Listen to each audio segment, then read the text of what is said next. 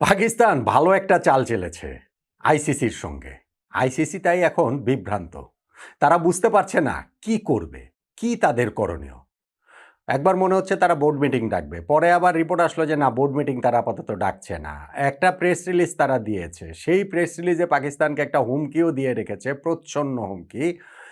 কিন্তু এরপরে ঘটনাটা আসলে এগুবে কিভাবে? আইসিসি ঘটনাটাকে সামনে কিভাবে এগিয়ে নিয়ে যাবে পাকিস্তানের ওই চালের কারণে? সত্যি, সত্যি কি ১৫ তারিখ ভারত পাকিস্তান ম্যাচটা কলম্বোয় হচ্ছে না? পাকিস্তান কি শেষ পর্যন্ত আসলে এই স্ট্যান্ডটাতেই থেকে যাবে? সেইটা নিজের নাক কেটে পরের যাত্রাভঙ্গ করার মতো যদি হয় তারপরও? তাদের দেশের ক্রিকেটটা একেবারে ধসে পড়ার আশঙ্কা রয়েছে। তারপরেও ভারতেরকে তো নাড়িয়ে দেওয়া গেল, ভারতকে তো কাঁপিয়ে দেয়া গেল, আইসিসির অস্তিত্ব ধরে তো টান দেওয়া গেল। সো সেই কাজটা কি পাকিস্তান করবে নাকি? বাংলাদেশের পাশে থাকা টাকা এইগুলো হচ্ছে গিয়ে জাস্ট শুধু বলার জন্য বলা। কিন্তু ওই যে ভারত আইসিসি, আইসিসি তথা ভারত, ভারত তথা আইসিসিকে কাঁপিয়ে দেওয়া, নাড়িয়ে দেওয়া, শেকড় থেকে টান দেওয়ার এই সুযোগটা পাকিস্তান নিতে চাইছে কিনা, সেইটা নিজেদের ক্রিকেটটার চূড়ান্ত সর্বনাশ করে হলেও। ভারত পাকিস্তানের যেই ম্যাচটা ১৫ তারিখে, সেই ম্যাচটা হবে বলেই আমার কাছে মনে হয়। এটা আমার আন্ডারস্ট্যান্ডিং যে হ্যাঁ, পাকিস্তান অনেক কিছু করবে, অনেক আলোচনা করবে, অনেক দেন-দরবার করবে, অনেক পক্ষে বিপক্ষে বিবৃতি দিবে, অনেক মান অভিমানও করবে, রাগারাগিও করবে। কিন্তু শেষ পর্যন্ত গিয়ে ম্যাচটা তারা খেলবে। কেননা এই যে ম্যাচটা, সেই ম্যাচের যে আফটার ইফেক্টটা হবে, সেইটা পাকিস্তানের ক্রিকেট সামাল দিতে পারবে না। আর আমি শুরুতে যেটা বলছিলাম যে না, পাকিস্তানের ক্রিকেট সামাল দিতে পারল না। কিন্তু ভারতকে তো কাঁপিয়ে দেওয়া গেল, আইসিসিকে তো নাড়িয়ে দেওয়া গেল। সেইটা কি আসলে তারা করবে কিনা? সিদ্ধান্তটা যদি হয় পাকিস্তান সরকারের, সিদ্ধান্তটা যদি হয় একেবারেই পুরোপুরি আঞ্চলিক রাজনীতির উপরে ভিত্তি করে, তাহলে কিন্তু সেটা হলেও হতে পারে। যে ঠিক আছে, ক্রিকেট গোল্লায় যাক, আমরা তো রাজনীতির খেলায় জিতলাম। দেখুন, এই খেলার পুরোটাই কিন্তু রাজনীতির খেলা। রাজনীতির খেলা শশী থারুরের কথা আমি ওইটাতে আসছি। আমি ওই কথাটা একটু আপনাদের কানেক্ট করে দিই। শুরুতে যেটা বলছিলাম যে পাকিস্তান চালটা যে চেলেছে, যে সেই চালটা কি? চালটা হচ্ছে টি-20 বিশ্বকাপে পাকিস্তান খেলবে। পাকিস্তানের সরকার টিমকে সেই নির্দেশনা দিয়েছে। কিন্তু ভারতের বিপক্ষে ম্যাচটা তারা ১৫ তারিখে খেলবে না। এই সিদ্ধান্তের কথা আমরা কিভাবে জেনেছি? আমরা জেনেছি বা পুরো ওয়ার্ল্ড জেনেছে হচ্ছে গিয়ে পাকিস্তান সরকারের পক্ষ থেকে তাদের ওই অফিসিয়াল এক্স অ্যাকাউন্টে একটা পোস্ট করা হয়েছে, সেই জায়গাটা থেকে। পাকিস্তান দল কিন্তু আজকে শ্রীলঙ্কা অলরেডি পৌঁছে গিয়েছে। তাদের কিন্তু ওই যে ৪ তারিখে একটা প্র্যাকটিস ম্যাচও রয়েছে। ৭ তারিখে তারা ১ম ম্যাচ খেলবে নেদারল্যান্ডসের সঙ্গে। সবই কিন্তু ঠিক আছে। কিন্তু ভারতের বিপক্ষে যে ম্যাচ খেলবে না, এটার অফিসিয়াল ডকুমেন্টেশনটা কোথায়? আইসিসি যে একটা প্রেস রিলিজ দিয়েছে গতকালকে, সেই প্রেস রিলিজে কিন্তু তারা উল্লেখ করেছে যে এখনো পাকিস্তান ক্রিকেট বোর্ডের কাছ থেকে তারা কোনো লিখিত কিছু পায়নি যে ভারতের বিপক্ষে ম্যাচ তারা খেলবে না। আইসিসি পাকিস্তানকে থ্রেট দিয়েছে, তাদের দেশে ক্রিকেট হয়, ক্রিকেটের বৃহত্তর স্বার্থের কথা ভাবার কথা বলেছে। পাকিস্তান যে এটা বেনিফিশিয়ারি পুরো ক্রিকেট ইকোসিস্টেমের, সেই কথাটা মনে করিয়ে দিয়েছে। সবই ঠিক আছে। কিন্তু অফিসিয়ালি এখন পর্যন্ত কিন্তু Pakistan cricket board international cricket কাউন্সিলকে, পিসিবি, আইসিসিকে আনুষ্ঠানিকভাবে কিন্তু ইমেইল করে জানায়নি, চিঠি লিখে জানায়নি যে তারা ভারতের বিপক্ষে ম্যাচটা খেলছে না। তাহলে এটা অফিসিয়াল হয় কিভাবে? এখন ধরেন পাকিস্তান তো বলতেই পারে যে না, ১৫ তারিখ তারা সুন্দর করে মাঠে চলে গেল খেলার জন্য ভারতের বিপক্ষে। তারা তো শ্রীলঙ্কাতেই থাকবে। তাদের পুরো টুর্নামেন্টই তো শ্রীলঙ্কা, এবং ভারতও সেই কারণেই তারা বলছে যে পাকিস্তান খেলুক বা না খেলুক, ১৫ তারিখ তারাও ওই আগের ট্রাভেল অ্যারেঞ্জমেন্টেই ভারত থেকে তারা শ্রীলঙ্কাতে যাবে। শ্রীলঙ্কাতে ওই দিন সকালবেলা তারা মাঠে থাকবে। মাঠে গিয়ে যদি দেখে পাকিস্তান নাই, তাহলে তো আর তারা ওই যে ২ পয়েন্ট পাবে বা তারা তাদের পার্টটা করে রাখবে। এখন পাকিস্তানেরও তো ১৫ তারিখে এই ম্যাচে সুন্দরভাবে চলে যাওয়ার একটা সুযোগ থাকে। সুযোগ থাকে না? কেননা পাকিস্তান তো অফিসিয়ালি কোনো কিছু জানায় নাই। পাকিস্তান সরকারের ঘোষণাটাই অফিসিয়াল। ট্রু, খুবই সত্যি কথা। পাকিস্তান সরকার যখন তাদের এক্স হ্যান্ডেলে এই ঘোষণাটা দিচ্ছে, তারপর আর অফিসিয়াল হতে কি বাকি থাকে? কিন্তু আইসিসির অন্তর্ভুক্ত সংগঠন তো পাকিস্তান সরকার না, পাকিস্তান ক্রিকেট বোর্ড। সেই পাকিস্তান ক্রিকেট বোর্ডের তো অফিসিয়ালি আইসিসিকে জানাতে হবে যে না, আমরা টি-20 ওয়ার্ল্ড কাপ খেলছি, কিন্তু ভারতের বিপক্ষে ম্যাচ আমরা খেলছি না। সেটা কিন্তু পিসিবি জানায় নাই। এখন সেটা যদি পিসিবি না জানায় তাহলে কি হবে? দুই পক্ষে অনেক কথাবার্তা হবে, অনেক রকম অনেক আলোচনা, বিভিন্ন পক্ষ, দুই পক্ষ তো না, এখানে অনেক পক্ষ তৈরি হয়ে গেছে এবং সে হওয়াটাই খুবই স্বাভাবিক। কিন্তু পাকিস্তান বলতে পারে আমরা তো অফিসিয়ালি কোনো কিছু জানাই নাই, আমাদের ক্রিকেট বোর্ড তো জানায়নি।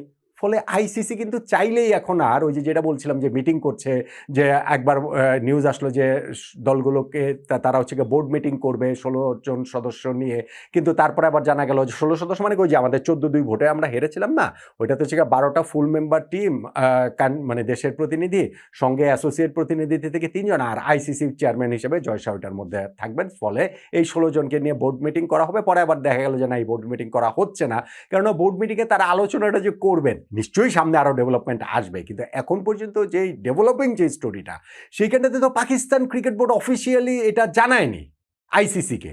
ফলে তারা আসলে যে পাকিস্তানকে কি শাস্তি দেবে, না খেললে কি হবে, ওই রকম জায়গাগুলোতে তারা এই মুহূর্তে তো চলে যেতে পারছে না। আর ভাই, পাকিস্তানের যে অবস্থা, এশিয়া কাপের ওই ম্যাচ আরব আমিরাতের বিপক্ষে তারা হোটেলে থেকে ওই যে বের হচ্ছিল না, 1 ঘন্টা পরে গিয়ে ম্যাচ হয়েছে, লাস্ট মোমেন্টে তারা ওই দিনের ডিসিশনে তারা এই কাজটা করেছে 1 ঘন্টার নোটিসে। আর এইখানটাতে ভারত পাকিস্তান ম্যাচের এখনো বাকি রয়েছে 14 দিন, তারা এত সহজে এই ড্রামা ছেড়ে দেবে, নাটক ছেড়ে দেবে তা না, এই নাটক আসলে চলমান থাকবে, চলতেই থাকবে।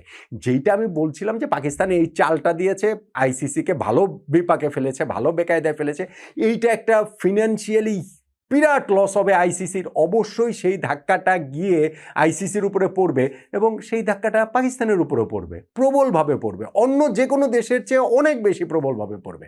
আইসিসি এই ধাক্কা, ফিনান্সিয়াল ধাক্কার কথা আমি বলছি, সামলে উঠতে পারবে, ভারতীয় ক্রিকেট বোর্ড সার্টেনলি পারবে, পাকিস্তান পারবে না। মানে তাদের ক্রিকেট বোর্ডের ইনফ্যাক্ট হচ্ছে গিয়ে দেউলিয়া হয়ে যাওয়ার পর্যন্ত আশঙ্কা রয়েছে, তারা যদি তাদের এই স্ট্যান্ডটাতে স্টিক করে, এইখানটাতেই যদি তারা দাঁড়িয়ে থাকে, ভারতের বিপক্ষে ম্যাচ না খেলে, এবং আইসিসি যদি সেইটার জন্য সত্যি অত বড় মাপের স্যাংশন পাকিস্তানের উপরে দেয়। অনেকগুলো আলোচনার জায়গা তো রয়েছে যে পিএসএল খেলতে এনওসি দেওয়া হবে না, অন্যান্য বোর্ডকে নির্দেশনা দিবে, দ্বিপাক্ষিক সিরিজ বন্ধ করে দিবে, এশিয়া কাপে পাকিস্তানকে খেলতে দিবে না, ওয়ার্ল্ড কাপের যে মেয়েদের ওয়ার্ল্ড কাপ 2028 পাকিস্তানের করার কথা হোস্ট রাইট, সেইটা কেড়ে নেওয়া, ব্লা ব্লা ব্লা অনেক কিছু মিলে পাকিস্তানের পক্ষে এইটা সার্ভাইভ করাটা অনেক বেশি কঠিন হয়ে যাবে। কিন্তু আমি যেটা বলছিলাম যে পুরো জিনিসটা যদি আঞ্চলিক রাজনীতির একটা জায়গা হয়, একটা গুটি ক্রিকেট হয়, সেই ক্ষেত্রে পাকিস্তান ওরকম এক্সট্রিম জায়গাতেও যেতে পারে, হতে পারে সেই জিনিসটা। এবং ওই জায়গাটাতেই শশী থারুরের কথাটা আমি বলছিলাম। ভারতের এই প্রবীণ রাজনীতিবিদ, কংগ্রেসের এমপি, তিনি কিন্তু এই ইস্যু থেকে শুরুতেই আমার কাছে মনে হয়েছে যে সব জায়গায় তো পক্ষ বিপক্ষ থাকবেই, যে কোনো একটা ইস্যু তৈরি হলে, ধরেন এই যে ভারত পাকিস্তানে এখন যেটা হয়েছে, পাকিস্তান ওয়ার্ল্ড কাপ খেলবে, ভারতের বিপক্ষে ম্যাচ খেলবে না, এদিক থেকে দেখেন মানে গাভাস্কাররা এদিক থেকে চিল্লাচিল্লি করতেছে, ওই দিক থেকে মোহাম্মদ ইউসুফরা চিল্লাচিল্লি করতেছে, এটা তো হবেই। কিন্তু এই যে থার্ড আইজ ভিউ, যে একটা আলাদা করে দেখার যে বিষয় একটু দূর থেকে এবং নির্মোহভাবে, আমার কাছে মনে হয় এই ভারতের কংগ্রেসম্যান যে শশী থারুর, যতবারই তিনি এই বিষয়ে কথা বলেছেন, খুব ভালো বক্তৃতা দিয়েছেন, খুব ভালো কথা বলেছেন, বক্তৃতা না কথা বলেছেন। আজকেও যেমন তিনি বলেছেন যে মুস্তাফিজুর রহমানকে আইপিএল এর দল কেকেআর থেকে যেভাবে বাদ দেওয়া হয়েছে সেইটা ঠিক হয়নি, ক্লিয়ারলি তিনি বলেছেন। আবার একই সঙ্গে তিনি বলেছেন যে এইটার যে রিয়াকশন বাংলাদেশ দেখেছে, সেইটা ওভার রিয়াকশন হয়েছে। সো আপনি কিন্তু পুরো কথাটাই তার হচ্ছে গিয়ে শুনতে হবে। আমরা শুধুমাত্র প্রথম পার্টটা শুনলাম যে না ঠিক আছে, মুস্তাফিজকে বাদ দেওয়াটা ঠিক হয় না, অবশ্যই ঠিক হয়নি এবং অবশ্যই এটা রাজনৈতিক সিদ্ধান্ত।